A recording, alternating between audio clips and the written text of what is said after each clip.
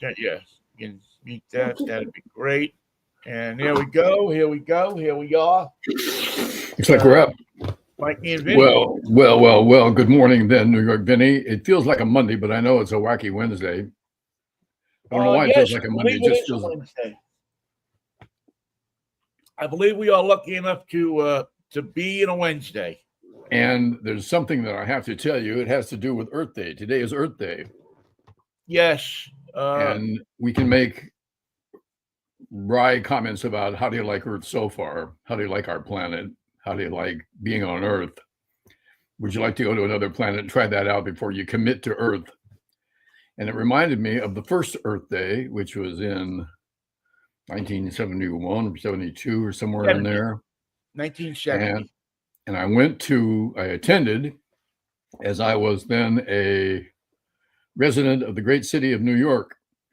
And I went to West 14th Street and Union Square and attended the first Earth Day there were bands and there were booths and there was, we didn't know what Earth Day was going to be. We knew what we had that day. We had Earth, we had New York, we had Union Square. And I feel that was a good start. I haven't been to an Earth Day since. Although I guess I could say that I'm here for this Earth Day. You seem to be here. Are you on Earth? Well, Michael, I'm glad you told me that. I never knew that before, that you were there, because, and I'll ask you to jog your memory a little bit, but if you will think about that Earth Day that was at Union Square on this day in 1970, you may remember that there was a young man on stage announcing some of the acts that day. Were you the MC, the master of ceremonies? I was, believe it or not, thrown into the position of the MC of that wildly unorganized affair.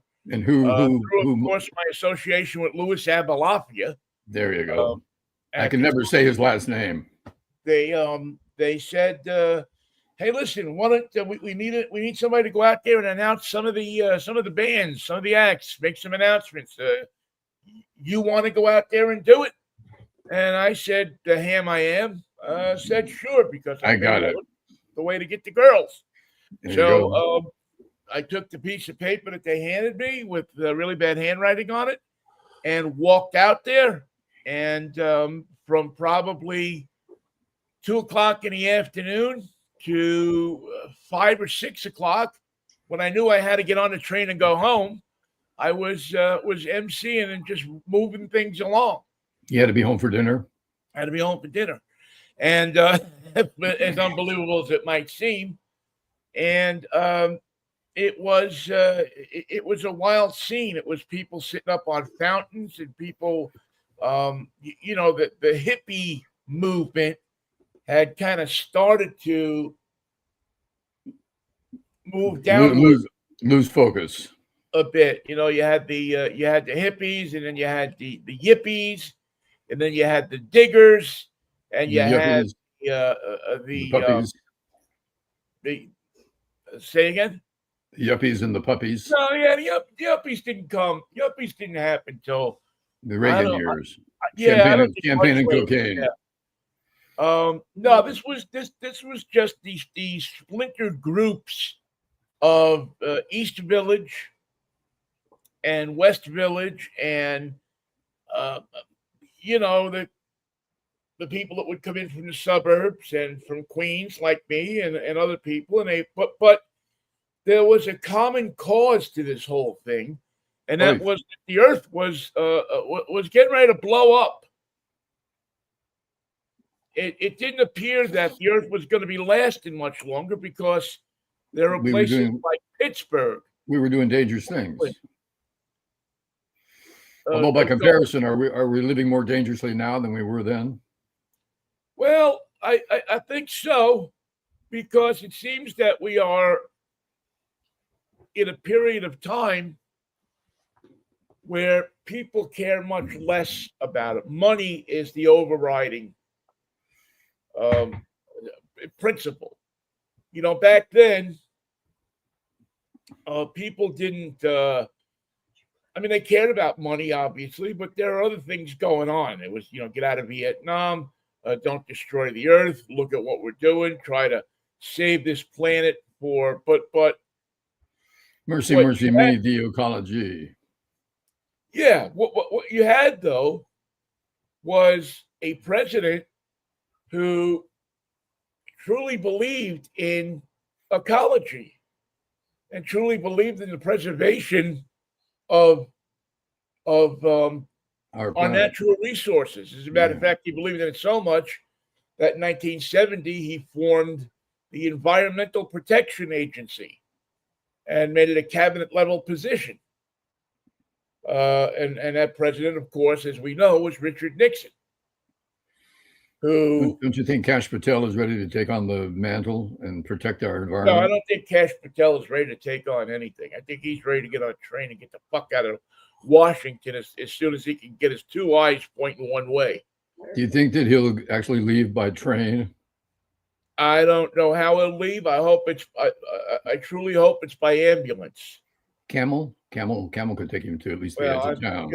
I'm not going to say that, but the faster the better for him.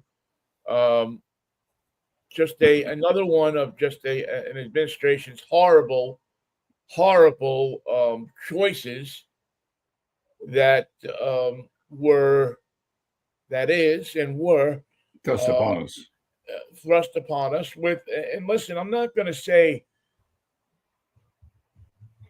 it's the Republicans that certainly approved these people and put them in, but it seemed that the Democrats made it too easy for them to be approved, too easy for them to be installed, thinking that might appease or placate Donald Trump, and to no avail, in my opinion. Well, the trouble with the Democrats is when they vote no, yes or no, the Republicans have 2 votes more than that, and right. so you might as well have stayed home and put up the card table and played canasta. Well, yeah. I mean that is true, but you have to think in some places there. I don't know how could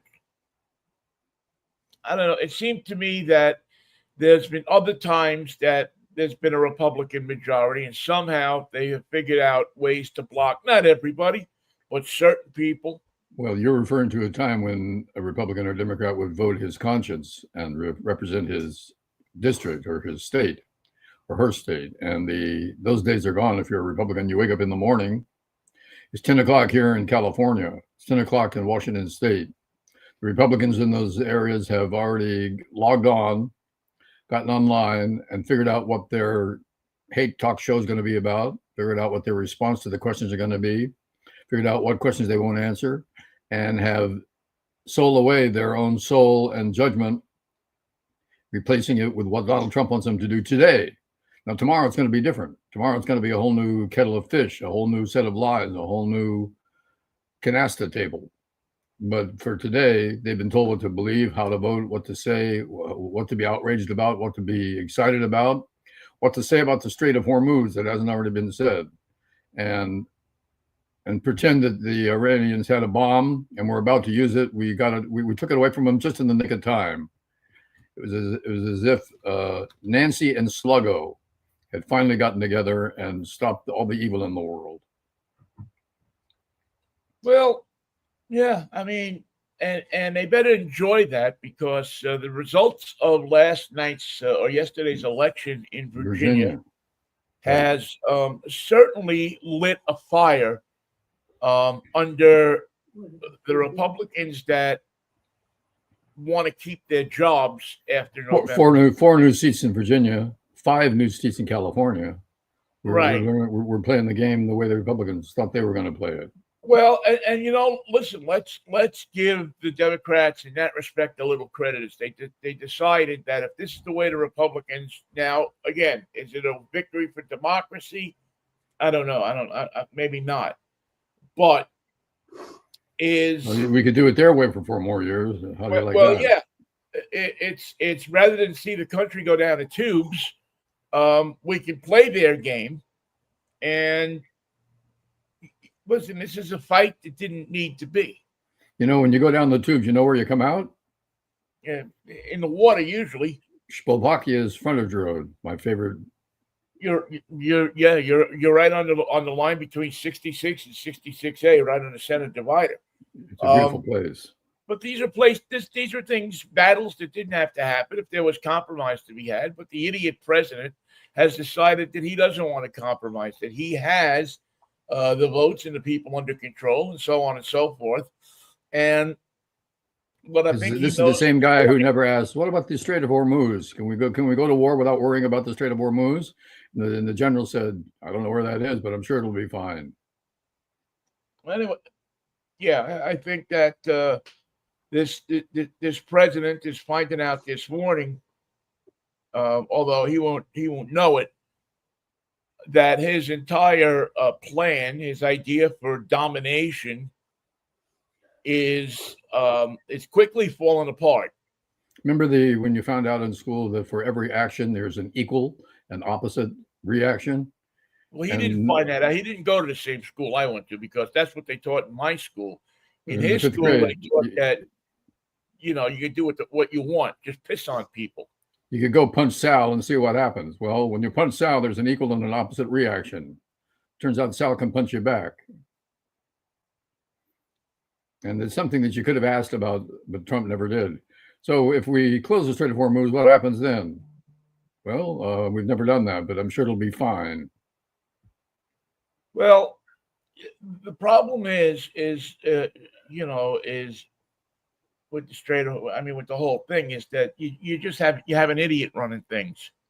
It's not a strategist. There's no strategy. There's no. That's right. I have this master plan. I have this big thing that I want to do, and I got the Iranians right where I want them. You got an idiot running things who doesn't know what he's doing. And by the way, good morning, Kenya. Somebody has joined us from Kenya this morning, and we love people that join us from around the world. Do they want us to open a bank account and launder some money for them? Welcome to the folks in Kenya that are watching this morning.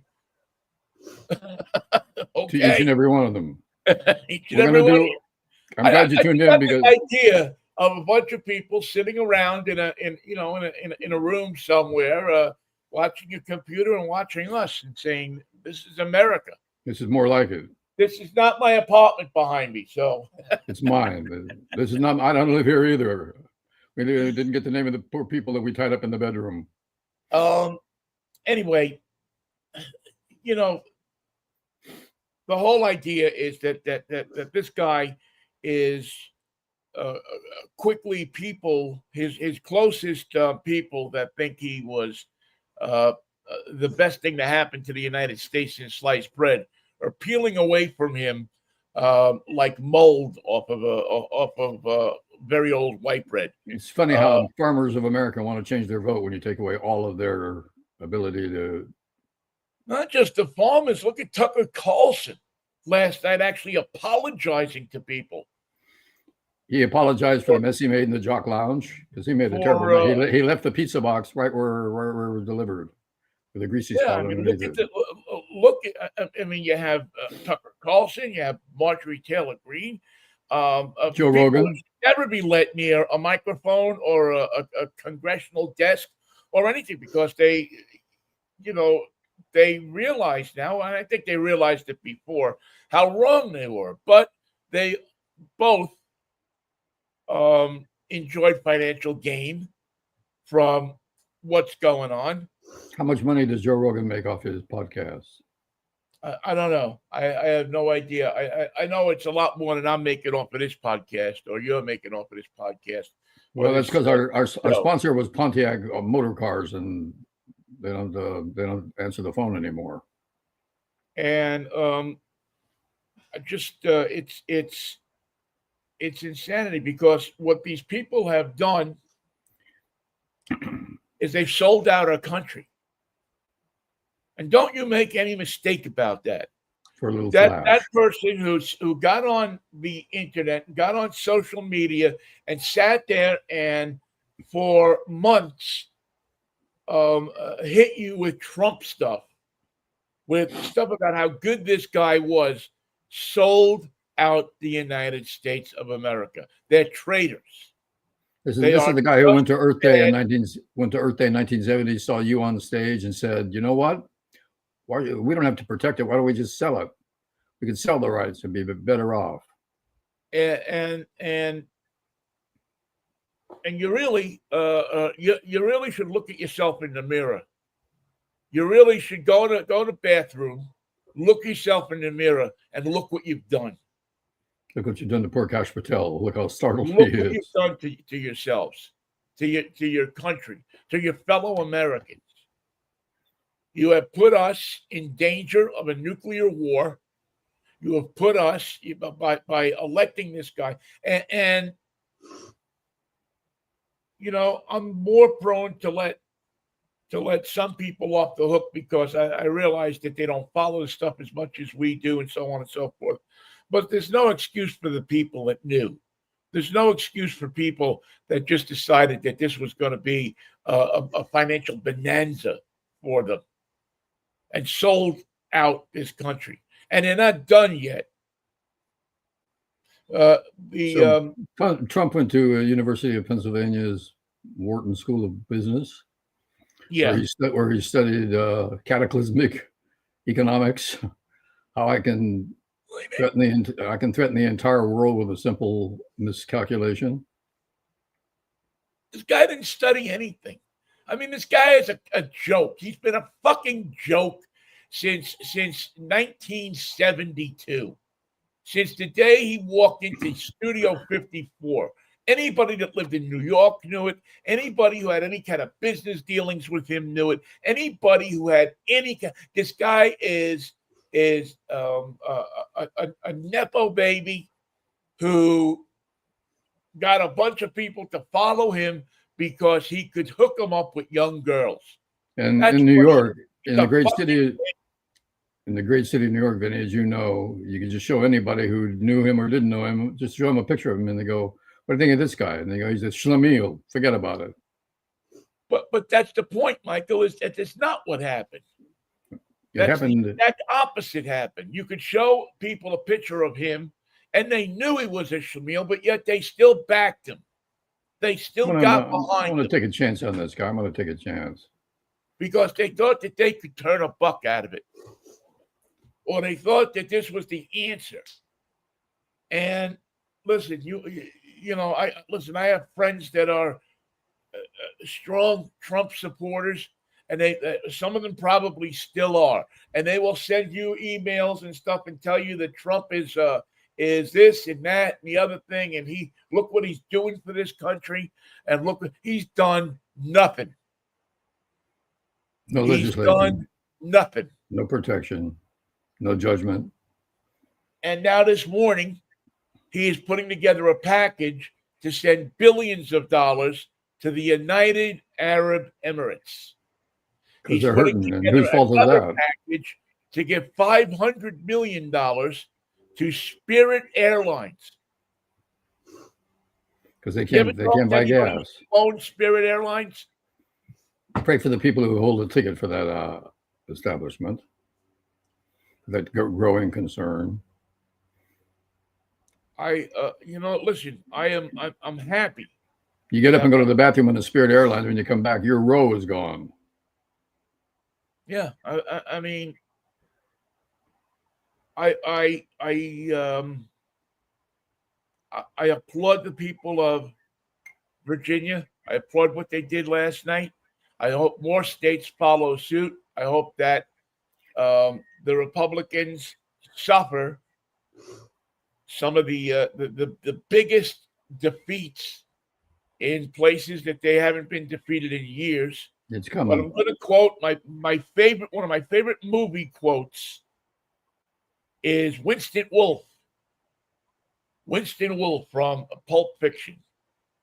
When he's standing in the kitchen and the boys are getting ready to cover up the mess they made by shooting the guy in the head in the back of the duster that they were driving. Mess. And Winston Wolfe, as he lays out the plan for Vincent Vega and his buddy turns to them and simply says, "Let's not start sucking each other's dicks quite yet. There's still a lot of work to do."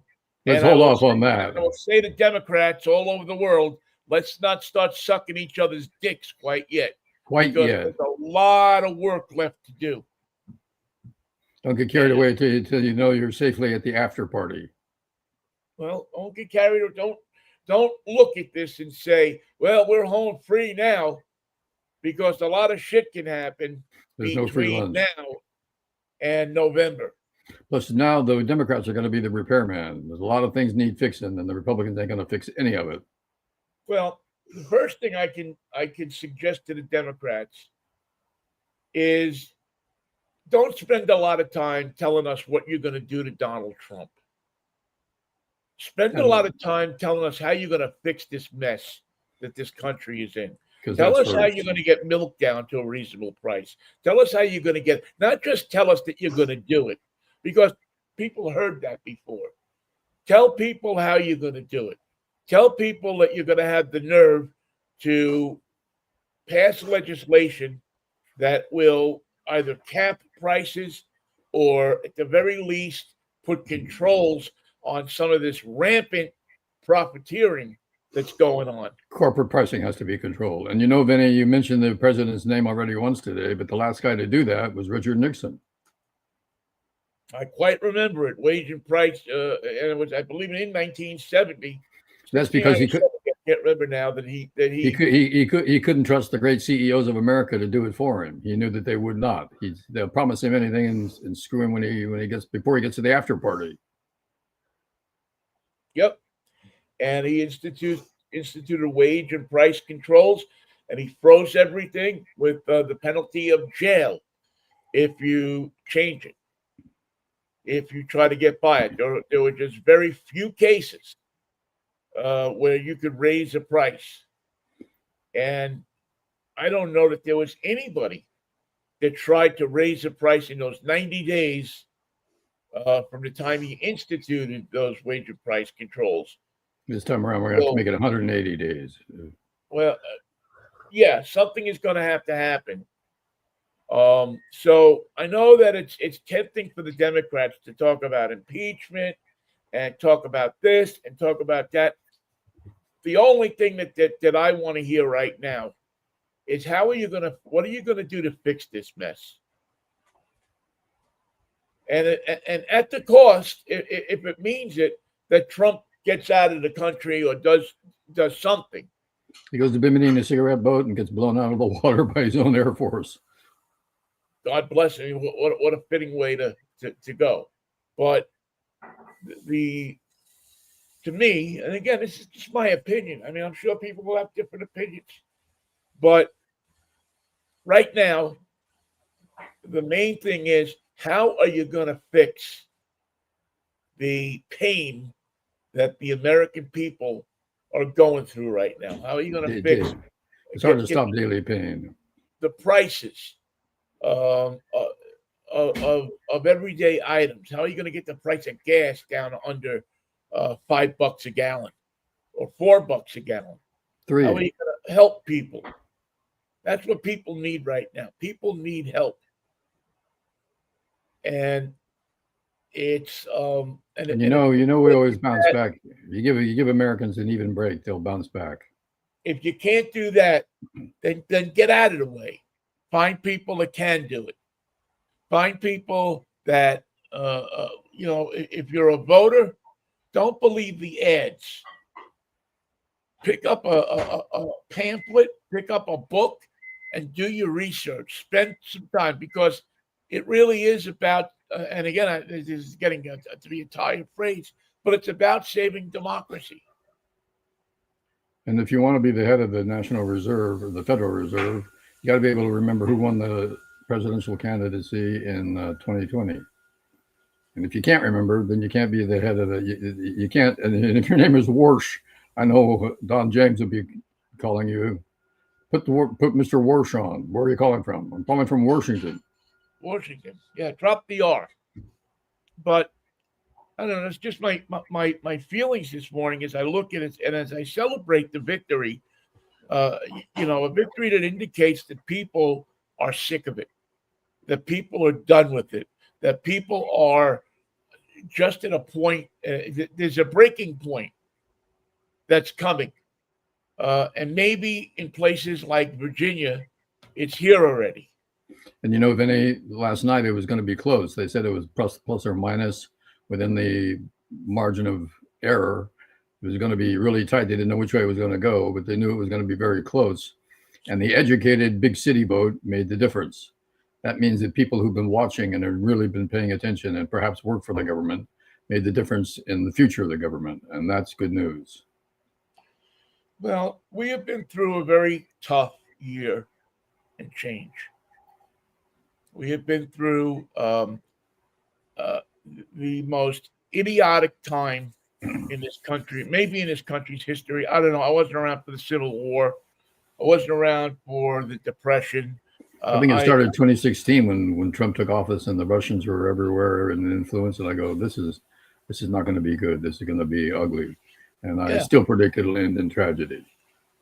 Well, again, I don't know if there's tragedy already. I mean, if you had a kid that was killed in Iran for no good reason, that's pretty tragic. That's pretty tragic. Yeah, that's a tragedy right there. If you are if you are a soldier right now, and your family doesn't know whether you're going to get deployed to Iran, if you're blocking the Strait of Hormuz and having Iranian ships fire at you, and you're getting away at that fire, it's pretty much a tragedy in my book. They're not good shots, but there's enough of you out there. They're going to hit something by accident. Well, something bad is going to happen. And this guy can't, I mean, he doesn't have the brain power. Not a brain, not a brain in evidence. I mean, I don't know what you got to do. I don't know if you go to some, a reasonable group of people in the Middle East, and say, help us out of this thing. How do we get out of this? Whether it's the Pakistanis or the UA, who are the people? Who are the Mr. Rogers people? Who are the good people? I don't think they have it. I don't think that message sells very well in that neighborhood. Well, who are the people that you might be able to trust? And if there's nobody, you better call on some of the people you have here in this country and get them into the White House and get them.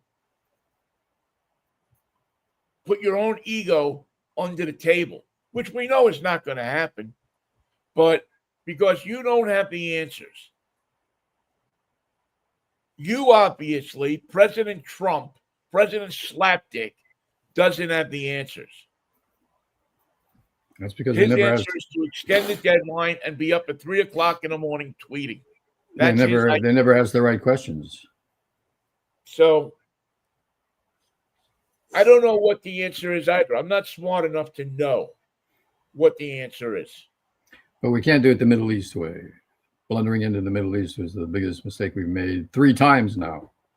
Afghanistan, Iraq, and Iran.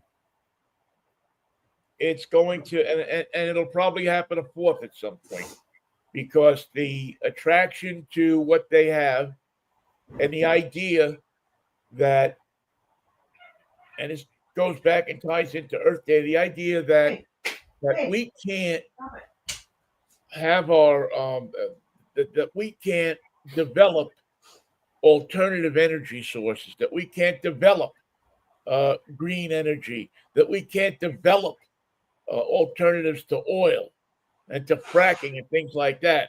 Yeah, how do you think the aliens get here and crash in Arizona if they didn't have propulsion that we can't use yet? By the way, do you remember any of the groups you introduced from the stage on Earth Day in 1970? I think the Sly and the Family Stone. In my mind is the Blues Image. Oh, from Miami, Mike Panera Was one of them.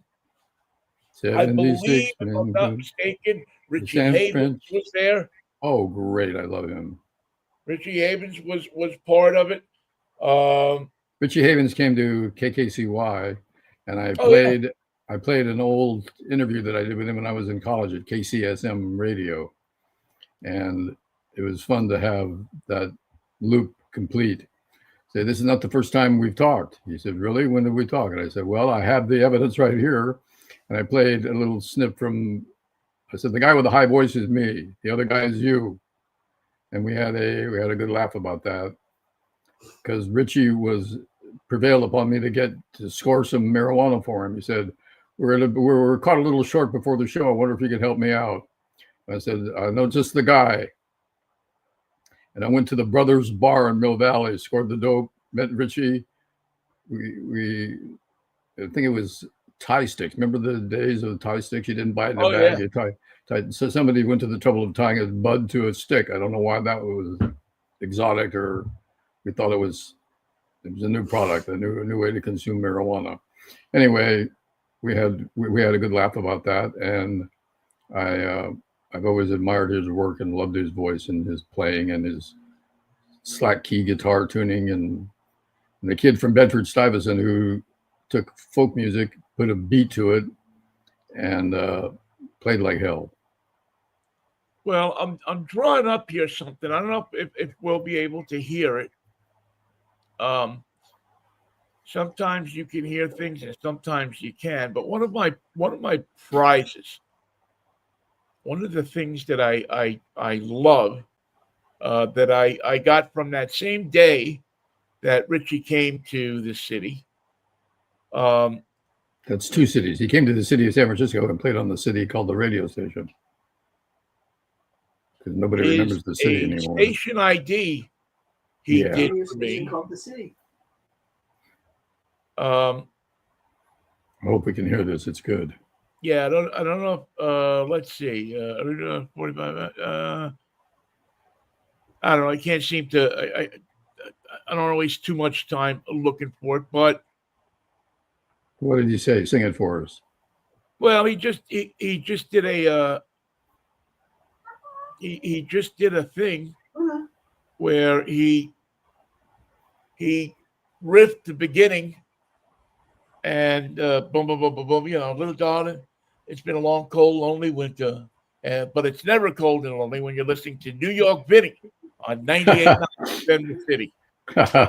And to this day, it's probably one. Some people collected pictures, some people collected autographs. For me, being such a Richie Havens fan, here we go. Let's see if I can let's see if I can crank this up, and if we can hear it.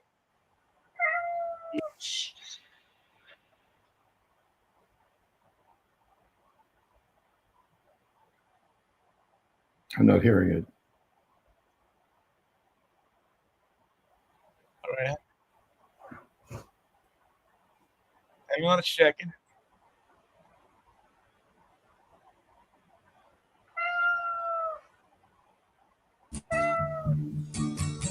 Can you hear it now? Yep.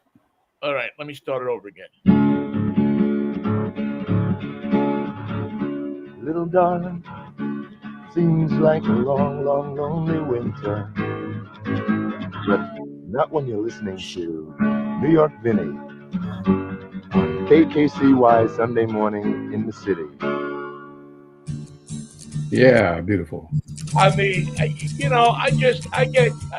get jazzed, and I mean, I have station IDs from Joey Ramone, I have station IDs from a ton of people, but for some reason, that one, and I always have to thank the great Andy Lee, who was the production director at the city. You remember Andy? I do indeed.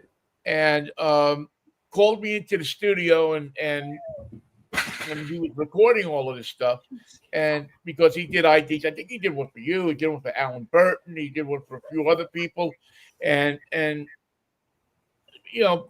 trick was that he wanted to meet the person that he was doing the ID for.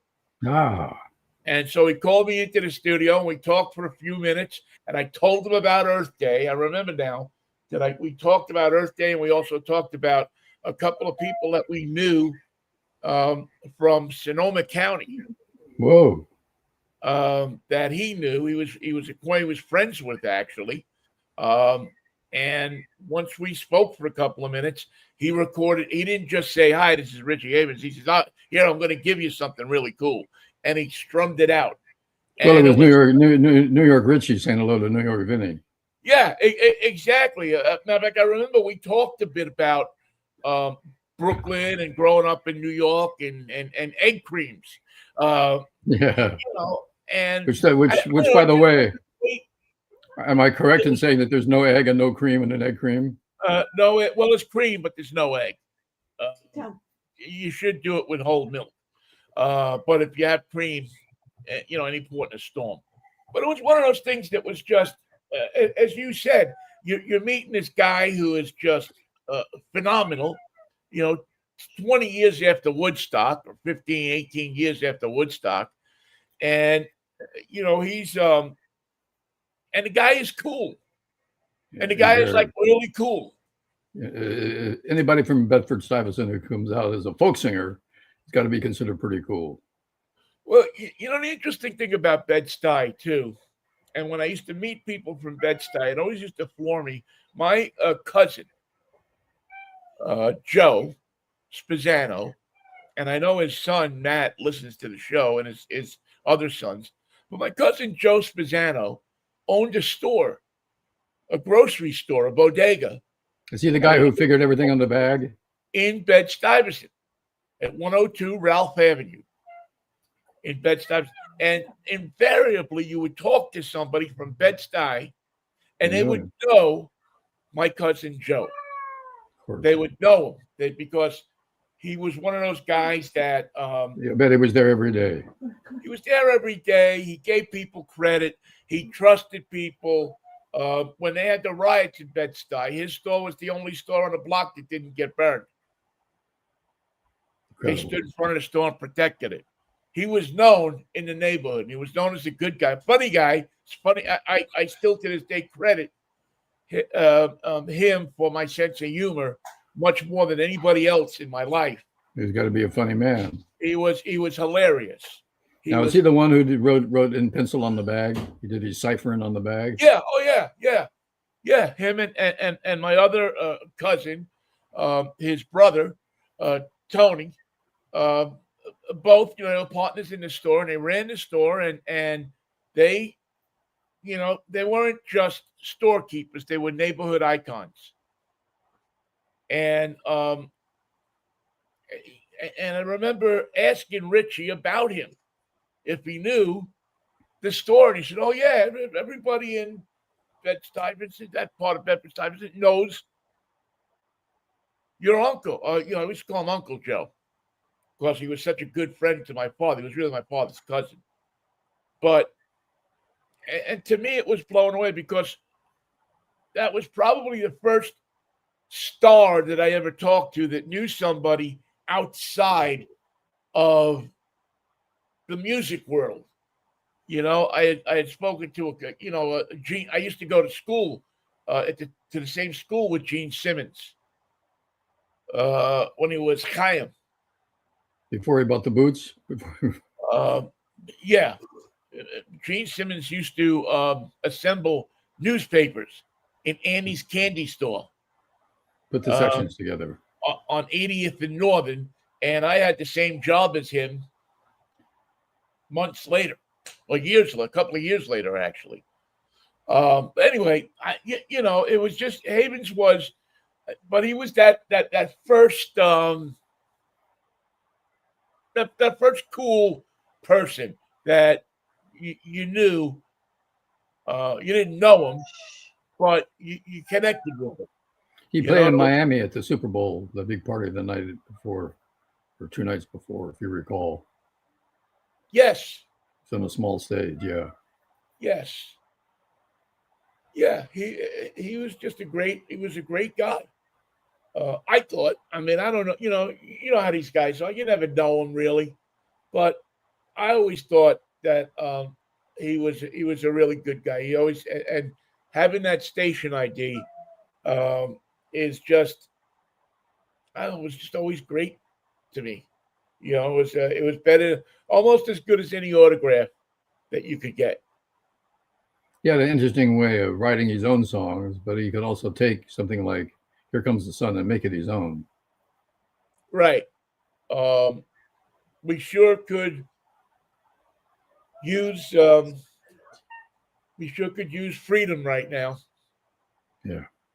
We sure could use that, you know, and he was from a generation of song people that got involved. You know, there's a movement out there to put a lot of stink on Bruce Springsteen right now. Yeah. If you look at social media, And where's that coming from? Well, I mean, I got to think it's coming from the MAGA people.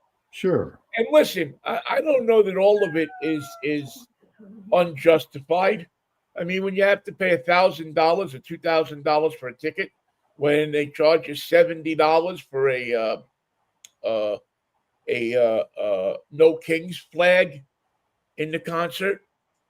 But what I looked at yesterday, and I was really interested to see, was, you know, they're opening up the Bruce Springsteen Center for American Music at I forget Asbury Park. of Monmouth University, one of the universities in Jersey. Fairly ridiculous. And they're I know it's not fairly ridiculous, that I know.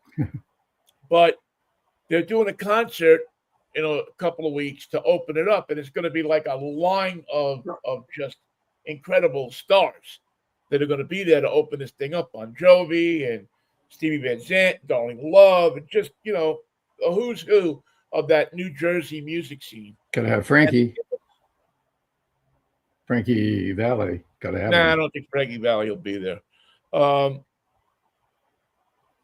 Anyway, they put tickets on sale yesterday. They sold out in a matter of moments, and the tickets were $400, which, according to today's prices, is not out of line.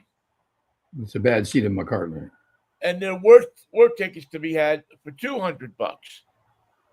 So, which told me that this isn't all Bruce Springsteen.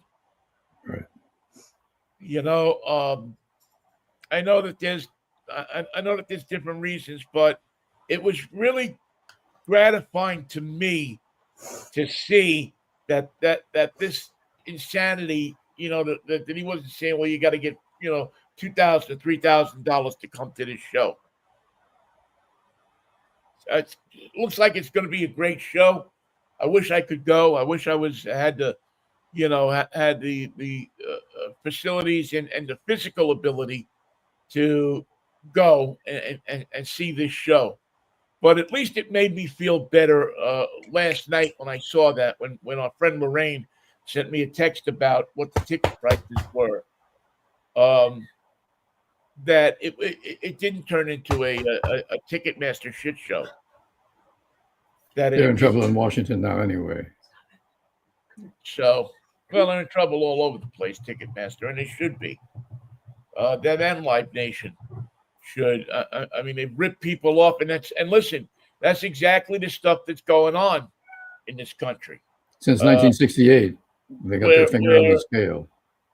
Yeah, where you know, people are getting ripped off for things. Now it's easy to say, well, you know, if you don't like it, don't buy it. And to a degree, that's pretty true.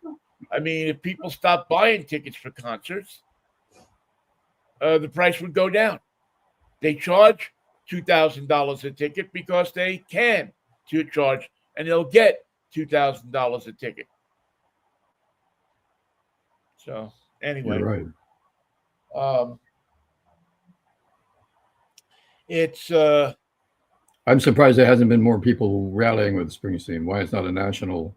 There's still time. We have 2 years before the big election gets here, and I think that we have to rally the. Well, I think that this. I think the entertainment industry owes. Yeah, I think that the rallying needs to start pretty much now. Right, exactly. The planning must start yesterday. Because you have a midterm that if you lose it, There's no you're point in in. trouble. Yep. If you lose the midterm, if the Democrats cannot come out on top in this midterm, And that's the House lose, and the Senate. then I fear for the Republic. You But should. I think that, and it's going to take work. It's going to take more than just posting on Facebook or X or whatever you post on Instagram or whatever it is. Shut up and give me your vote. I don't care what you think. I don't care where you're going. Just give me your vote. Well, yeah, it's going to take people making sure that their friends are registered.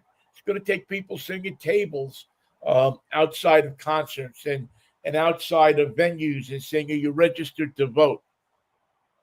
Do you have the ability to work?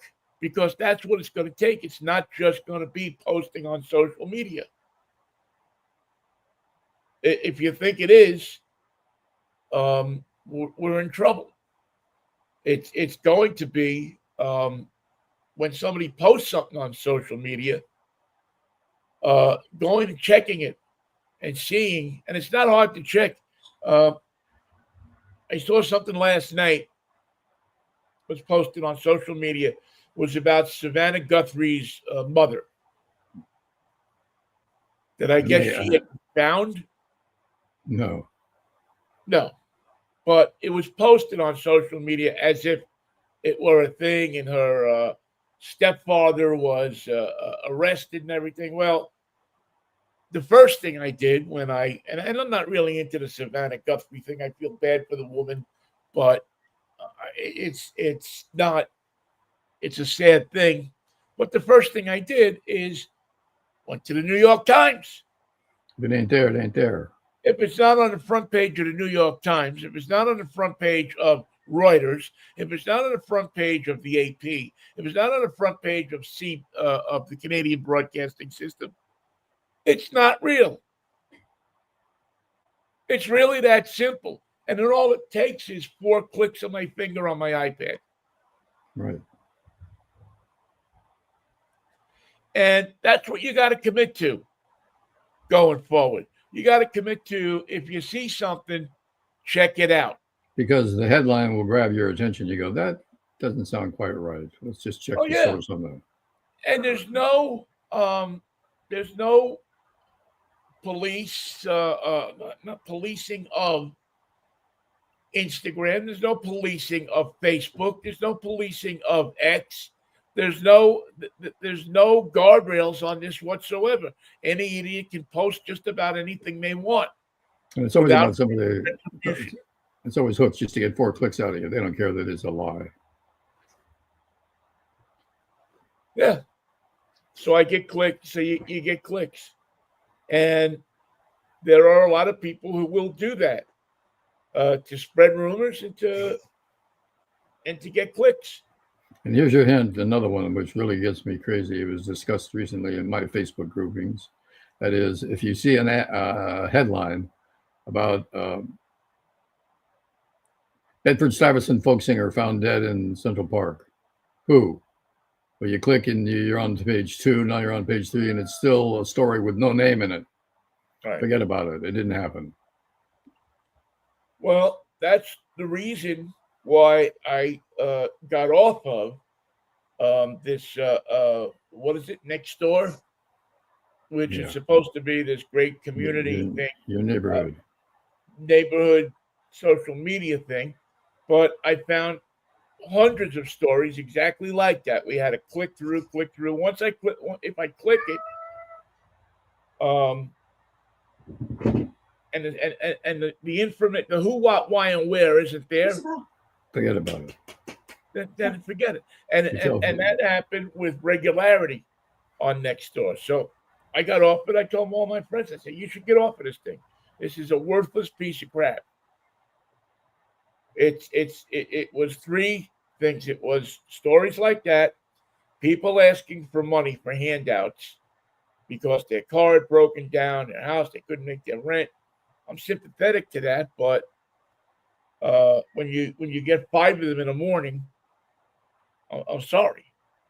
And the third one was bogus advertisements.